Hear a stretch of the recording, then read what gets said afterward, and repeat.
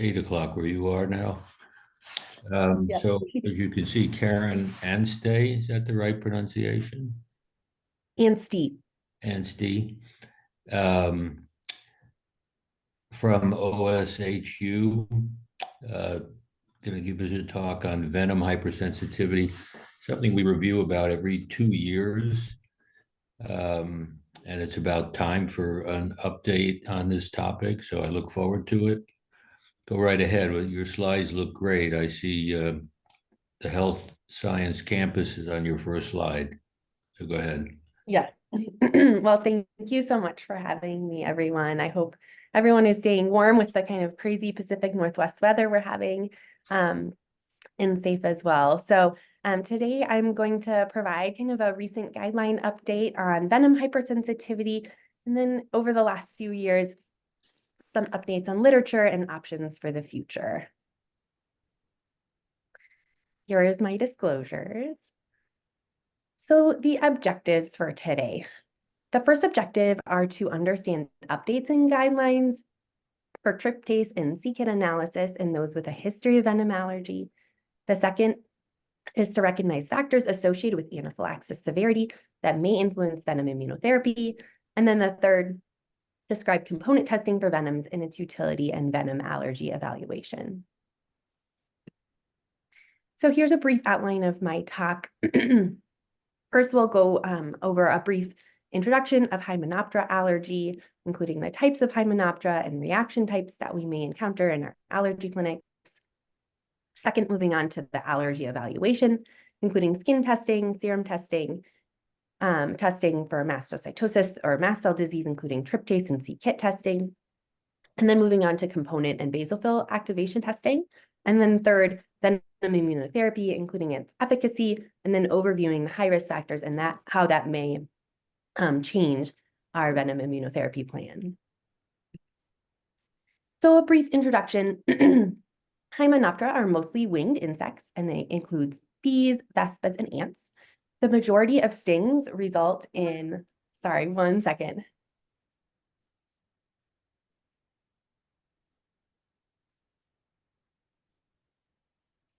Sorry. The majority of stings result in a self-limited transient local reaction of the sting sites with redness, swelling, and pain. And it's estimated that most patients don't have an allergic reaction, right? So a lethal dose of Hymenoptera venom for a non-allergic adult is about 1,500 stings. However, as we're aware, some individuals are allergic. So in studies, this is about 0.4 to 0.8% of children have venom anaphylaxis, and 3% of adults have venom anaphylaxis. And all of this accounts for about 40 deaths in the US per year. So to overview the types of Hymenoptera, you can see over in the right-hand side of your screen the pictures, in the middle side of your screen, kind of the areas that these vespids or Hymenoptera live. And then on the left-hand side of the screen, a little bit more information as well. So the honeybee typically leaves a stinger behind. It is in general fairly docile and doesn't sting too often. But there is this Africanized honeybee. It is not found in the Pacific Northwest that can be aggressive and attack in swarms. Second, we have hornets, which typically lives in trees and shrubs and are aggressive only predominantly in defense. Paper wasps, they live in eaves and are, again, also aggressive only in defense. Yellow jackets, they can leave a stinger behind, which is why sometimes the history isn't as useful, which we'll talk about later. They often live underground and they're very aggressive. They're kind of the classic aggressive Hymenoptera. And then fire ants, which aren't found in the Pacific Northwest. So I won't be covering them in detail today, but they typically live in soil and are aggressive in defense. So I have a few cartoons just to kind of break up the talk today. Here's the first. It says, the day anaphylactic shock was discovered in honey too. Okay, so this is mostly overgoing the practice parameters with some additional information in between. So here's the broad picture of what we're going to overview today. So step one in Hymenoptera evaluation, Hymenoptera allergy evaluation, is pretty much what we do in allergy all the time, right? So to obtain a careful history about symptoms, timing, and any treatment that was needed for that reaction. And you can try to talk to the patient about attempting to identify the culprit insect by history, maybe where the nest was, how aggressive it was, where they were when it occurred, if they left a stinger behind. But again, it's not very useful in the majority of patients and is often difficult and unreliable, which will bring us to kind of our testing guidelines in the future. As you're taking a history, as in, again, a lot of parts of allergy, the next step is, was there an anaphylactic reaction? And this is key because it helps us determine the next step. So here's the type of reactions that we kind of categorize patients in when they're talking to us about their Hymenoptera sting. A normal local reaction, so this is just a transient local reaction. It self-resolves, the most common thing that happens when we get stung. Redness, swelling, itching pain at the site of the sting. I see a lot of patients who tell me they have a bee sting allergy, right? That really are large local reactions. Quite common, it's present in up to 10% of the US population. And this is marked swelling, typically extending from the sting site up to more than 10 centimeters in diameter. It typically increases in size for the first kind of 1 to 2 days, and then takes a few days to resolve, so up to 10 days to resolve. And you can see kind of these lymphangitic streaks, which are kind of red streaks up to kind of the center area of our body, which can kind of mimic cellulitis or other things as well. This is thought to be kind of a late phase IgE-mediated reaction, and it's generally not dangerous in the majority of patients unless it's in anatomically constrained places, such as the finger, for instance, causing compartment syndrome, or causing airway compromise if the sting was in the mouth or oropharynx. And then another important distinction is cutaneous systemic versus anaphylaxis. And cutaneous systemic is only hives and swelling.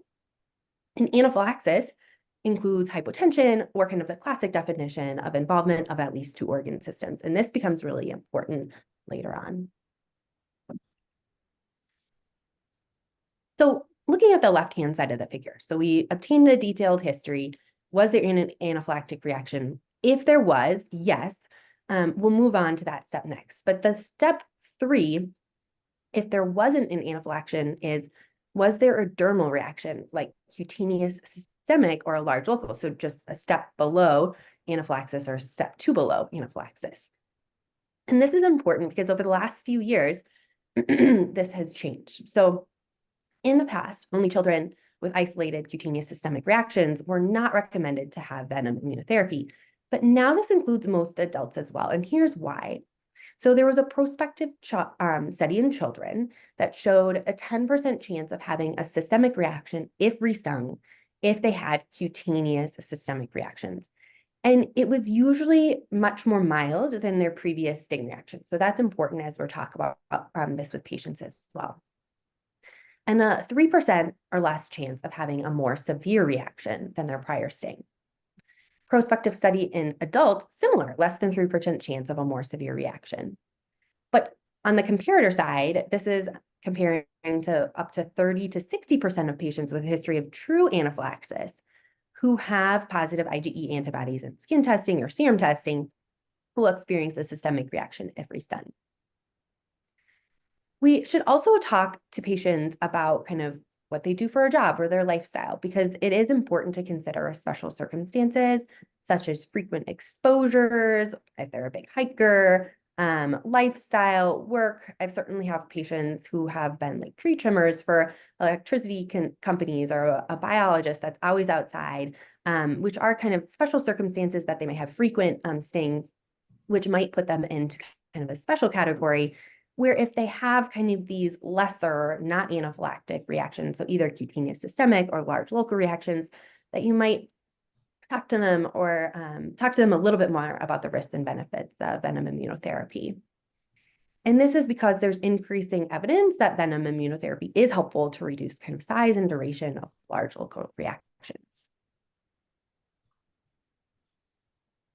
Okay, so moving on through the pathway. So if you decide to kind of move forward, so if they have an anaphylactic reaction, or if they kind of have these special circumstances that exist for a cutaneous systemic or a large local reaction, then we're moving on to what do we do next. So one is to educate patients about the avoidance of stinging insects, right? Just as in food allergy, we educate them in the avoidance of food, similar with Hymenoptera. And we'll go over kind of the more proven strategies versus less proven strategies next. Second is to prescribe an epinephrine autoinjector. Third is to undergo testing. Fourth is to consider immunotherapy. And then fifth is consider carrying medical identification for their stinging insect hypersensitivity reaction. So Hymenoptera avoidance. So there is effective measures and ineffective measures, and a lot of people don't quite know the difference. So it's definitely good to overview this with your patients because not everyone is kind of aware of the things that we should be doing. So effective measures are to wear shoes and socks outdoors, so not having bare feet, removing nests and mounds near home, avoid open food sources, picnic areas, garbage cans, especially in the summertime and fall time. Avoid drinking from straws, cans, or bottles outdoors where you can't kind of see if there's a stinging insect inside as you're drinking it. And then ineffective measures, avoiding fragrances isn't helpful, avoiding flowery clothing isn't helpful, using insect repellents isn't helpful either, and then of course, flailing arms and running around. Okay, another quick, brief pause. So this is a cartoon in the allergy clinic. It says the worst case of hives I've ever encountered. Okay, so now that we've, provided education to the patient, prescribed epinephrine, now we're going to talk to the patient about what are the next steps, like how do we test for Hymenoptera allergy? And as you can see in this box 5, it includes kind of skin testing, serum testing, and then considering testing for mast cell disease. So skin testing or in vitro testing, serum testing should be performed on those in which venom immunotherapy may be indicated. And we should be doing this to all potentially relevant sensitivities, pretty much even if the insect is identified, because again, the history isn't super helpful in the majority of patients. If they were just stung, it's typically recommended to wait at least 3 to 6 weeks after the sting reaction due to false negatives before this time. Frequently, with our other testing as well, such as drug allergy testing, food allergy testing, etc. And then we should consider testing for mast cell disease, and we'll go over this more in a few slides. Why not test everyone? So I have patients who come into my clinic, I'm sure you do as well, who have a, bee sting allergy. Why don't we just test everyone and just see if they have IgE antibodies or see if they have a positive skin test? Well, here's why, and it's great to kind of know these numbers as we're talking to patients. So there is positive serum and skin testing for Venom IgE in more than 20% of healthy adults, especially in a few months after the sting. So we're kind of catch a large positive values in patients who have had a recent sting. But in those patients, only 5 to 15% of those with this asymptomatic sensitization, so not anaphylaxis, will have a systemic reaction to a subsequent sting. So it's actually quite low. Compare this with those with a history of a systemic reaction. So if we're doing testing in those with a history of systemic reaction, that's about 30 to 60% will have a systemic reaction to a sting if exposed. So it's a quite different number there. And how do we do skin testing? So we skin prick test at 100 micrograms per milliliter. And then the classic intradermal testing is starting quite low, so 0.001 to 0.1 micrograms per milliliter, and then increase by 10-fold increments up to 1.0 micrograms per milliliter. However, it's important to note that systemic reactions to skin testing are very, very rare, as we encounter in our allergy clinic for other things, right? And so it's really no more frequent if we just complete skin prick testing, like skin prick testing at 100 micrograms per milliliter, and then an intradermal, just skipping all the rest of the steps, an intradermal to 1.0 micrograms per milliliter versus the dilutions. So this is likely a better option and definitely something that we do at OHSU, where we just do a skin prick test at 100 micrograms per milliliter and then jump to the intradermal at 1.0 micrograms per milliliter of all the venoms. Okay, so now we're going to talk more about kind of mast cell disease and when do we consider testing for it, tryptase levels, c-Kit, et cetera.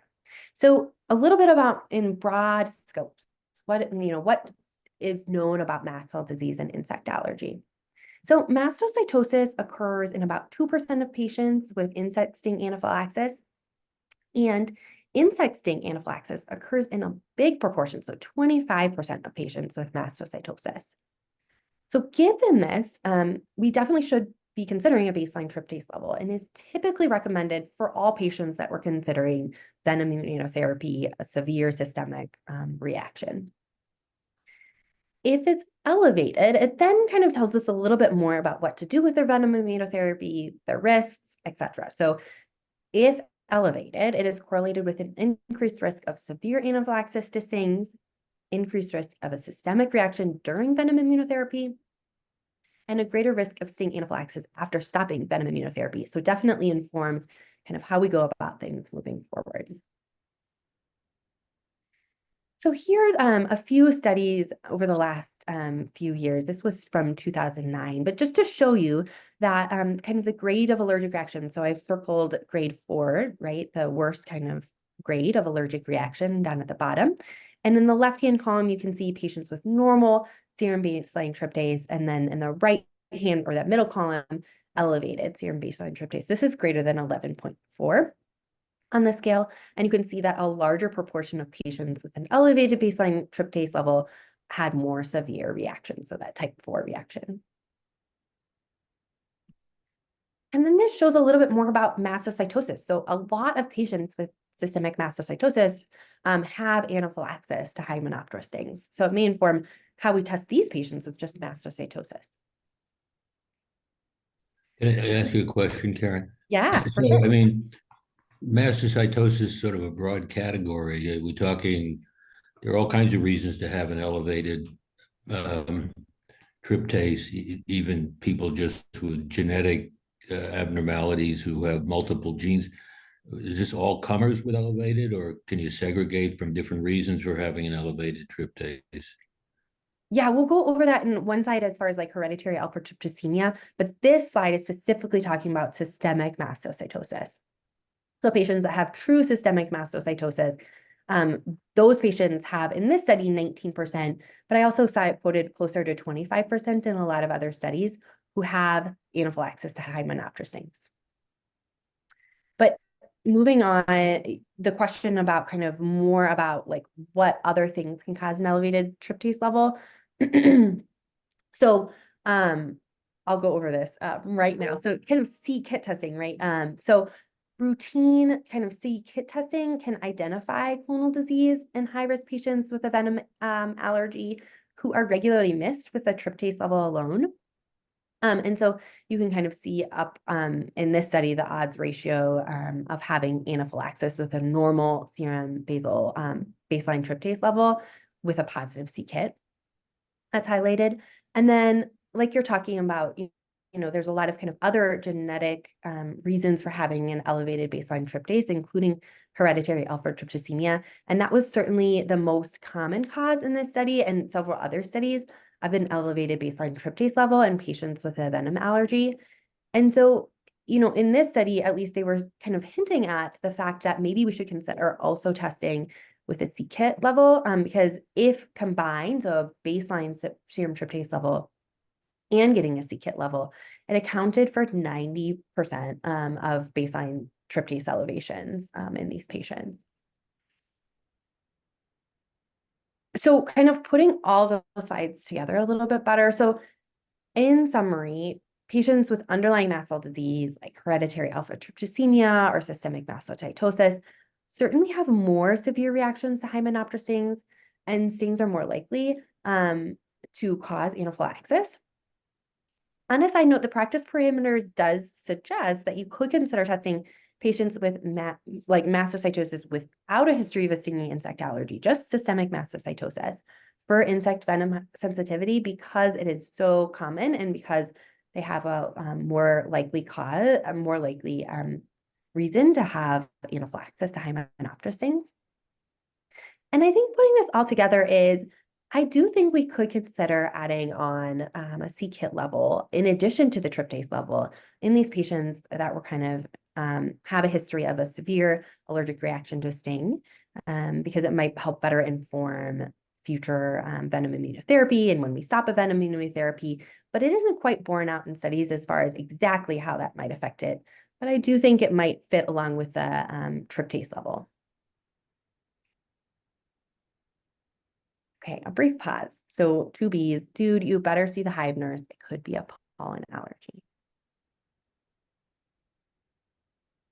Okay, so the next step after kind of we've Oh, done, Karen, one other yeah, question about yes, elevated tryptase. I mean, isn't the history is often different as far as lack of cutaneous symptoms, more rapid onset of hypotension. It gives you a historical difference. The literature confirm that?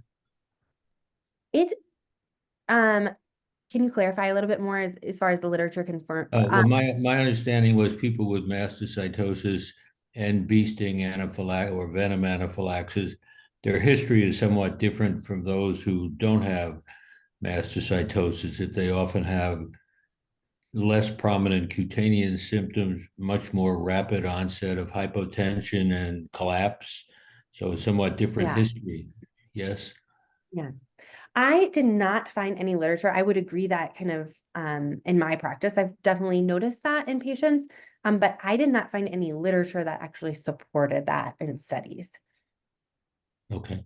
I mean, I that's what I've seen. I thought it was accepted more widely. Yeah. Okay. So moving on to step 6. So we've done the skin testing and we've considered kind of mastocytosis testing or other kind of mast cell disease testing, including a serum tryptase, maybe a c-Kit, right? The next step is in skin testing positive, because we should recommend venom immunotherapy for patients with positive skin testing. There is no correlation between skin testing or specific IgE levels, meaning how big is it, if it's positive or not, and the severity of a reaction, similar to a lot of other kind of testing modalities that we have in allergy. And when you're talking to patients, and it's important to say and tell them that venom immunotherapy reduces the risk of subsequent sting-related anaphylaxis from that quoted kind of 30 to 60% that we've said several times to less than 5%. And the reactions are much less severe if they do occur. So it's really important in these patients with a history of anaphylaxis or kind of a dermal reaction such as cutaneous systemic or large local with special circumstances that you're doing venom immunotherapy, to kind of talk with them through more about why we're considering venom immunotherapy, because I definitely have had patients who have been weary of undergoing, a very potentially lifelong or 5 years of allergy shots, right? But what if skin testing is negative? I've certainly seen these patients, right? They have a stinging insect allergy from a long, long time ago, maybe as a child. You see it on their allergy list, or they kind of circle on their evaluation before coming into seeing you, and you talk more with them, and then you do the testing, it's negative. So it's recommended to do serum IgE testing to all venoms that were negative on skin testing. And it's rarely, so less than 1% of patients with a systemic reaction to a sting and negative allergy testing across the board have an anaphylactic reaction to a subsequent sting. So that's very, very reassuring to patients. But let's say it was all negative, definitely in the guidelines and in my practice, we should consider repeat skin and serum testing in 3 to 6 months if they have a history of severe anaphylaxis, just to kind of confirm the results. What about serum or in vitro testing? So it can be considered as a complementary or alternative to skin testing, and we'll talk more about kind of what order we might consider it in kind of newer studies that might suggest changing the order. But as now, at least, I think most allergists still prefer skin testing as the initial testing method, and it's definitely still in the practice parameters. It's the initial testing method and something I still use in clinic. But whichever test is performed first, like I said, a negative result to any of the venoms definitely justifies repeating a test to that venom with the complementary diagnostic method. So for instance, if you did serum testing first and there was a few negatives, you should do skin testing to the negative venoms, or skin testing first, you should do serum testing to the negative venoms. What about combining the testings? So there was this great study in 2022 by Park et al. And Jackie in Practice that showed what happened if we did either serum testing or skin testing first, and then again, the alternative venoms. And serum testing had a higher sensitivity but lower specificity. And so in this study that kind of compared the two about doing one versus that other, when both tests were combined, we actually added less to the venom immunotherapy, which, sometimes we do kind of overtreat with a lot of other stuff. So there's less additions to the venom immunotherapy prescription if skin testing was completed second. So this study actually suggested, they actually put kind of a copy of the practice parameters and kind of changing it a little bit, where you can see on the slide, they actually suggest now, based off of this, to consider performing serum testing first to all venoms, then skin testing on the negative venoms in the blood, and then moving on from there.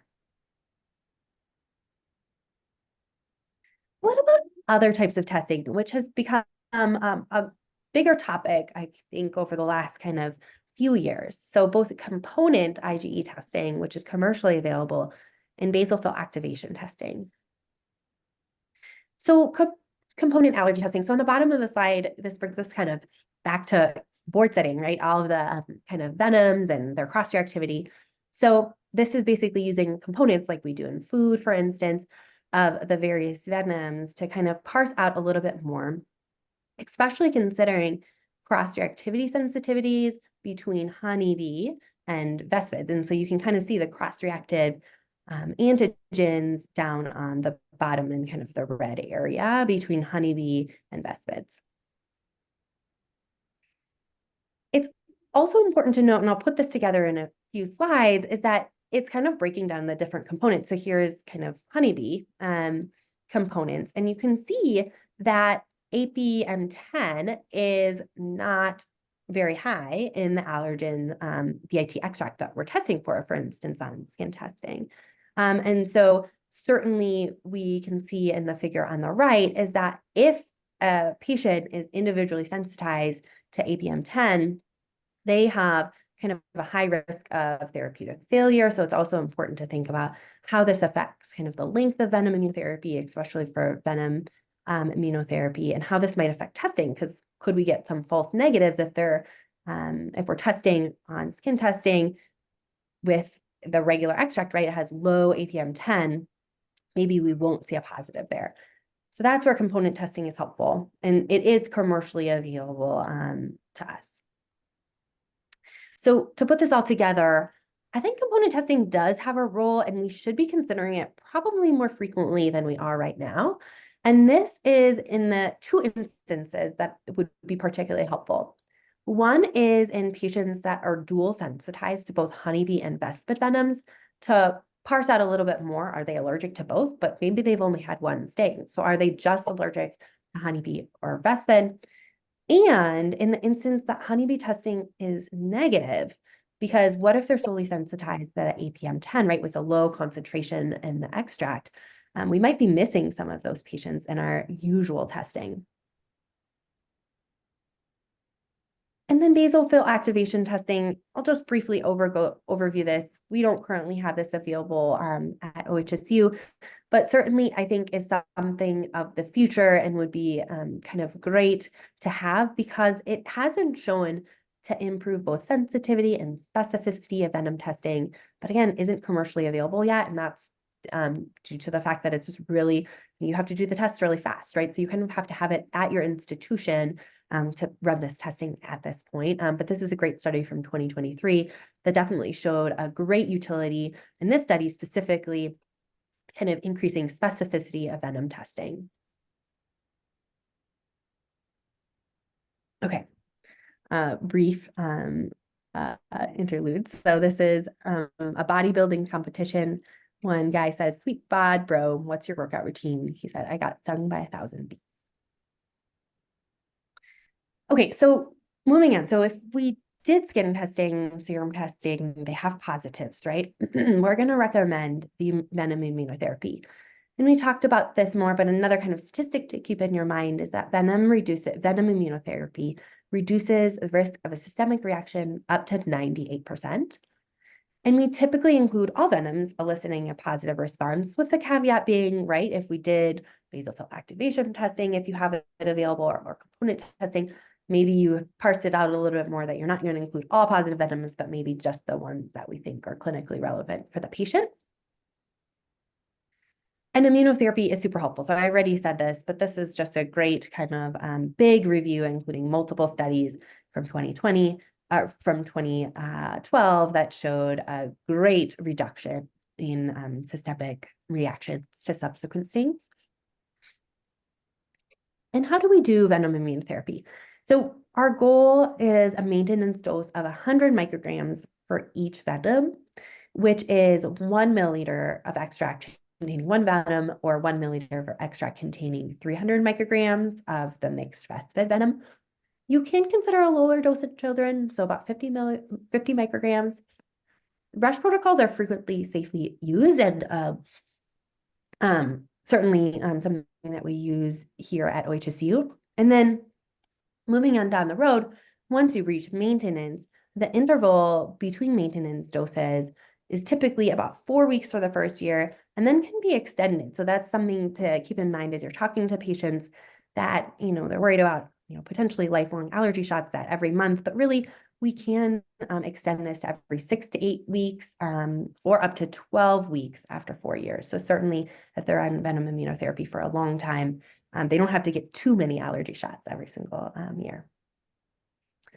What about ACE inhibitors and beta blockers? So we know that patients with a venom allergy should discontinue their ACE inhibitors and beta blockers unless absolutely necessary. So certainly if I review kind of the patient's medication list with them, potentially talk with their cardiologist or primary care doctor, because we know that these medications increase the risk for more serious anaphylaxis. However, evidence is inconsistent. And so certainly in patients that need these medications, the benefits of venom immunotherapy certainly clearly outweigh the risks, and those who require these medications for instance, underlying cardiovascular disease. And so maybe they're on these medications for just blood pressure control and there's not other reasons. Certainly we get them off of it, but if they need them, just talk about the risks and benefits with them and their cardiologist or primary care doctor, and we can continue through, because certainly venom immunotherapy is outweighs the risk. Can I ask you a question about that? I've always been confused about the ACE inhibitors. The beta blockers are sort of understandable mechanistically. What's the mechanism for ACE inhibitors? It really never made much sense. I have not found a clear mechanism in literature either. I feel, certainly we can see literature that it does potentially increase risk of a more severe anaphylaxis, but I have not seen it borne out in literature exactly what mechanism is leading to that. And really, is it more severe anaphylaxis, or is it more difficult to treat anaphylaxis should it occur? Yeah, it's more severe anaphylaxis from what I've seen, not more difficult to treat anaphylaxis. Yeah. Okay.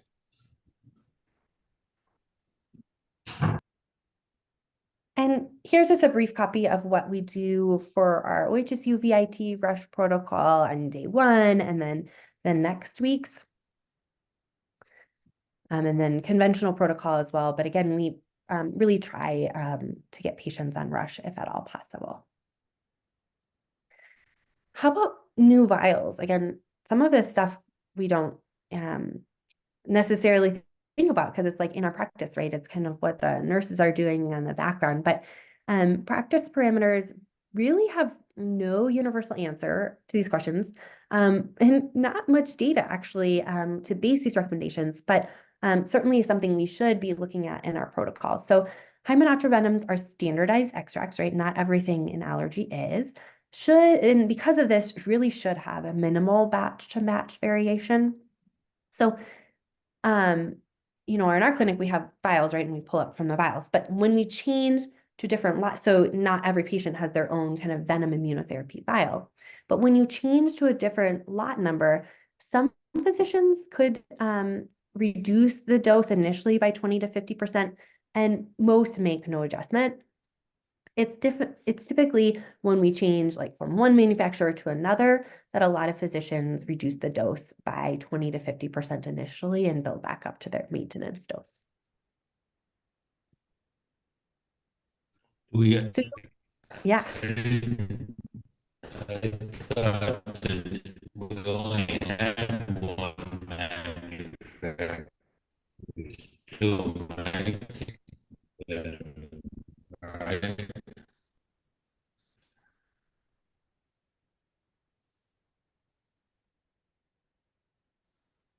I could not hear you very well. Do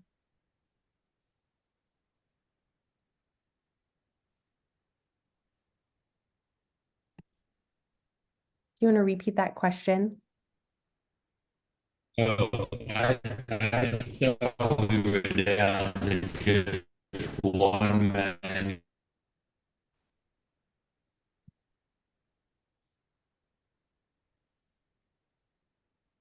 I'm still having a little trouble. I don't know if it's on my side or not. I can also pull up the chat if you want to type it into the chat as Oh, well. go ahead. Sorry, I can't hear well. Oh, maybe you have better connection.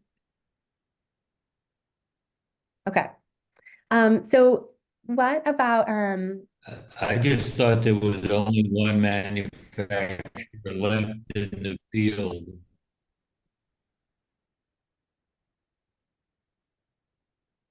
I'm still not being able to hear very well. I'm sorry. Um, okay, so step 9, so recurrent anaphylaxis. So what about in patients who have um uh who have anaphylaxis either on venom immunotherapy, basically if they're on maintenance and they get stung again and they have another systemic reaction. So if a patient has an allergic reaction to a sting while receiving maintenance venom immunotherapy, as with all things, we try to identify the culprit insect. Again, this is not super useful in the majority of patients, but if we've identified that the culprit insect is the one that caused the initial reaction, like they're getting venom immunotherapy for this, that suggests that maybe the venom immunotherapy needs to have an increased dose. So you can consider kind of desensitizing them to a higher dose of that particular venom, up to 200 micrograms.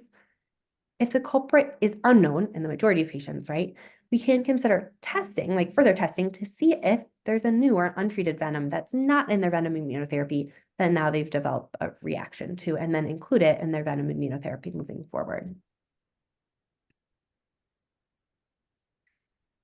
And then, as you can kind of see moving forward, is as they kind of go about venom immunotherapy, we should consider stopping venom immunotherapy after 3 to 5 years if there's no high risk factors. So really, repeat skin testing and serum testing is not recommended to determine an endpoint. And despite the persistence, kind of like if they've done studies, for instance, of patients who have undergone the full venom immunotherapy treatment and then done testing, 80 to 90% of patients won't have a systemic reaction if they have positive testing, despite a full course of venom immunotherapy, if restung. And so really, it's not helpful. Relapse is less likely if we continue maintenance venom immunotherapy for 5 years than 3 years total. And so something in those patients, again, with no high risk factors, which we'll go over what are the high risk factors, right? Certainly, I really, really recommend that patients do the full 5 years of maintenance on venom immunotherapy. But there's still a lot of patients that we should consider continuing venom immunotherapy indefinitely. And those include patients, at least in the practice parameters, with a history of an elevated basal tryptase level, potentially if we're doing c-Kit, right, as well. Those with a history of a systemic reaction from venom immunotherapy. So let's say they got a Hymenoptera like venom immunotherapy shot and had anaphylaxis from that. And those with a history of a frequent unavoidable exposure. It can also be considered, and I certainly do this in my patients as well, and those with a near fatal, so a severe anaphylaxis reaction to a honeybee. And that's because of typically that APM10 that we talked about in the component testing. And so if they are sensitized to the APM10, remember that that has a low kind of concentration in our classic venom immunotherapy extracts. And so the efficacy of honeybee VIT is less than with other vespid venoms, so 85% versus greater than 95%. Now, how does this play a role with our component testing, right? Are these patients that we should be doing component testing on to help maybe determine, do they need indefinite testing? Like if they're just sensitized to not APM10, maybe it's a patient that we could consider just doing the no high risk factors stop after kind of 3 to 5 years on maintenance. It also can be considered in those with underlying cardiovascular or respiratory conditions or on ACE inhibitors and beta blockers. How about pregnancy? So as with kind of other allergy immunotherapy, it is recommended to avoid either starting or building up during pregnancy because of the higher chance of a systemic reaction during updosing. But certainly, we continue patients on venom immunotherapy during their pregnancy at the dose that they were previously, just not upbuilding or updosing.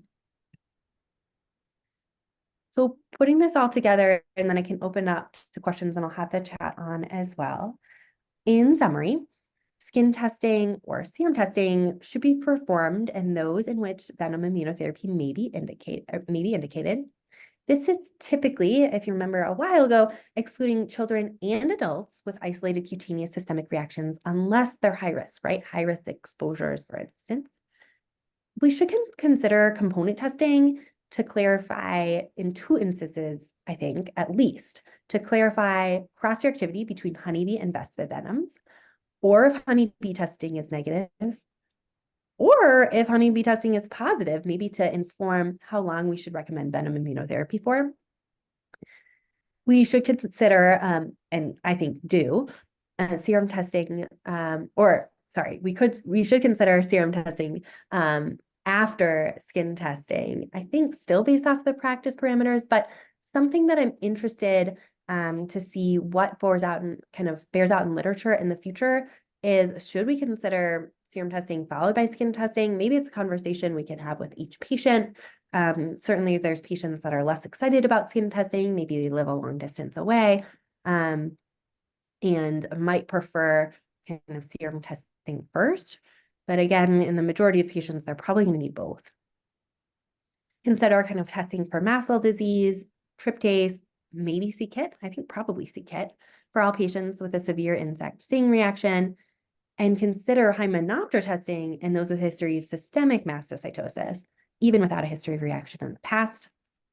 And those with a history of mast cell disease, with a history of a systemic reaction from venom immunotherapy, who have frequent unavoidable exposures, again, all high-risk things, have a honeybee allergy, or underlying cardiovascular or respiratory conditions, long list, right? Or on ACE inhibitors or beta blockers, can be considered high risk and may want to consider continuing venom immunotherapy indefinitely rather than stopping at that classic 3 to 5 years.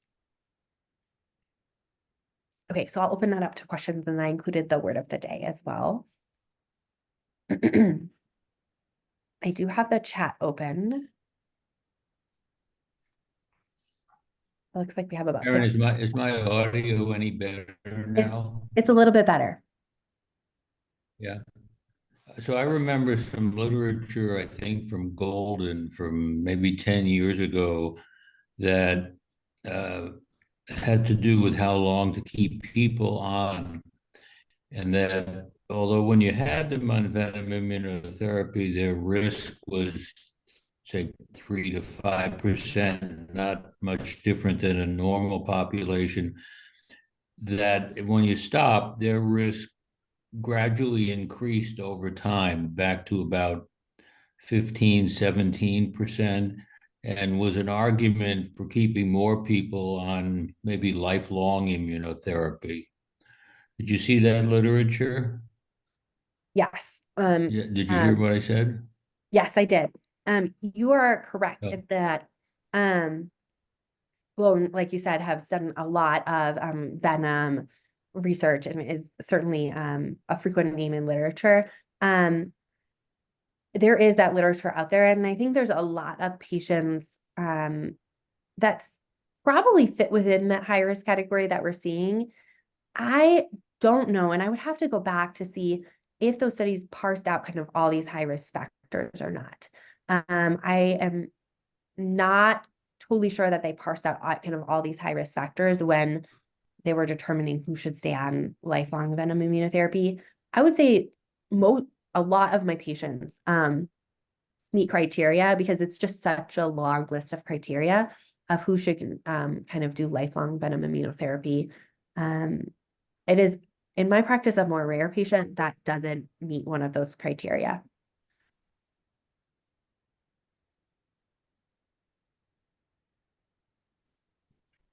we have time. Other questions? Good morning. This is Vinod, one of the practicing allergists here in Seattle. Thank you for an excellent summary, with regards to this topic. I had a few questions, or at least maybe a couple thoughts too. One, I guess most recently reading one of the articles that was on the CAP, CAP study for the ABAI, talking about HAT, or hereditary alpha-tryptopenia, and the risk of IgE-mediated reactions being unclear more so than compared to those with, say, mast cell disorders or mastocytosis. So as a true risk goes for HAT, doesn't seem like, they do have elevated tryptase. Usually it's slightly higher than normal, but whether they actually have more in reactions, the severe reactions, it's unclear based on that, one article that I was reading about. Second, with regards to testing, we do see in practice, as probably most others, that, patients in the scenarios, given the need for long-term immunotherapy, sometimes don't, again, there are many reasons they may not choose to do that, even though it's probably beneficial, but they, many probably just want to do testing to find out, do they really, I really want to know, but even though, our approach has been, there's no reason to test just to know if it's not really going to change what you're going to do, if you're going to have epinephrine and take precautions. It's probably best to test if you're going to do immunotherapy, but, sometimes people do test and, we don't routinely test just to know, but in the context of doing immunotherapy, but many do testing and don't return for immunotherapy even after that discussion. The concern with doing serum testing, to me, prior to skin testing, is as many patients with immunotherapy that we see, quite often need reminders and need education more than once to kind of understand what the expectations and benefits and risks are. With serum testing, which can be easily available these days, they probably test and, they don't really have a discussion about it. And they probably don't ever return to have good recommendations. I feel they may be walking around without enough information. Thank you. Yeah, two fantastic questions. So, to go over the kind of the first one, as far as hereditary alpha-tryptopenia goes, and whether we should fit them in the same category as like systemic mastocytosis, where we consider kind of testing in potentially all comers with systemic mastocytosis for sensitization to venoms. I have not seen that recommended specifically for hereditary alpha-tryptopenia. In the studies that I found, as far as kind of comparing what is their risk of like more severe reactions, of course, they're more at risk for more severe reactions. And that was kind of in one of my kind of first slides, which I can pull up as well. But this study that at least I found was a basal serum tryptase of greater than 11.4, right? So as you were saying, a lot of these kind of patients have an elevated baseline tryptase, but not greater than 11.4. So don't quite meet this criteria. But certainly in patients with an elevated serum baseline tryptase of at least 11.4, which certainly some patients with hereditary alpha-thalassemia are more at risk of severe allergic reactions, but I haven't seen a specific study on patients with hereditary alpha-thalassemia as far as if we should be testing them preemptively without a stinging history. And it still seems like the majority of people are not preemptively testing those patients. And then I would agree with you, kind of moving on to that second point of like, okay, so what should we do first, right? And in general, we've been doing skin testing, and still the guidelines, the practice parameters suggest doing skin testing and then serum testing to the negative skin testing allergens. And I think skin testing has a lot of positives, but as you're alluding to, a great time, right? They're a captive audience in your clinic to talk to them more about venom immunotherapy. What are the risks and what does this all mean? And so I definitely think, there's certainly some potential positives. And again, this is a smaller study, and I don't think quite practice changing quite yet, and isn't ready for practice. But certainly something that we can keep an eye out on the literature in the future. And it does come with risks, right? Of patients getting serum testing, far away, potentially never even getting the results right, or being able to talk with them about the risks of what it all means, or even, potentially non-allergists, right? Ordering this testing and not being able to kind of have a thorough discussion with the patient of what the testing means, is certainly a risk of suggesting venom of testing as serum first. So at least at this point, I'm still doing skin testing first. Thank you. Karen, I have two questions. One, is that the correct? Go to your last slide. Mm-hmm.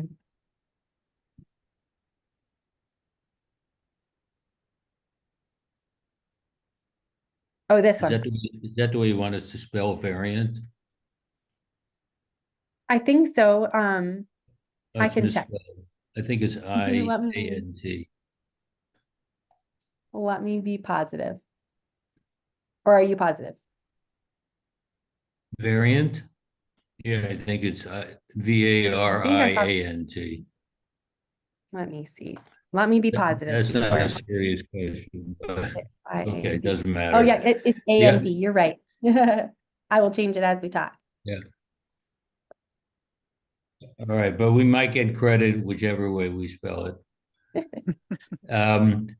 Years ago, when venoms were first introduced, there was a discussion of maybe using specific IgG testing, IgG, to see if people made an effective immune response and using that as an endpoint to stop.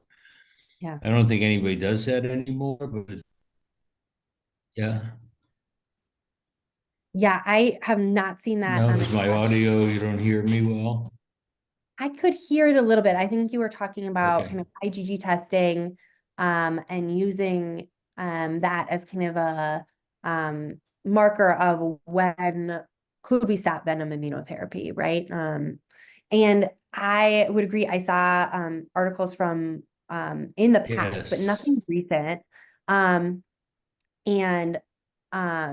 certainly not something I use in practice right now, at least as far as in the last few years in literature or suggested in the practice parameters as using that as an endpoint at this time. Hi, this is Paul McBride with one more question. Do you think that the parameters are going to change to skip all the dilutions on Okay, skin we have a testing? few minutes left. Any other questions?